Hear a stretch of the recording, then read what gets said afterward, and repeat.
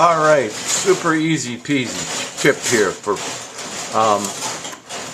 owners of the 7X10. I have here a super cheap 12 power lithium drill that I got from Walmart for, I think, for $23 a while back. I like it because it runs real slow. Great screwdriver. In it I have a 4mm hex wrench. This screw here was a cap screw. I changed it to a button head so it wouldn't knock my knuckles all the time, but it's a 4mm. Notice that's in reverse and it's backing out the, whoops, I went too far and unscrewed the screw a little bit.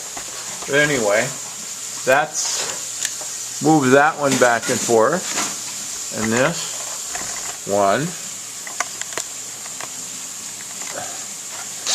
same deal. As I got tired of turning those dang knobs, that's easy peasy. Now that's so easy, even you can do it.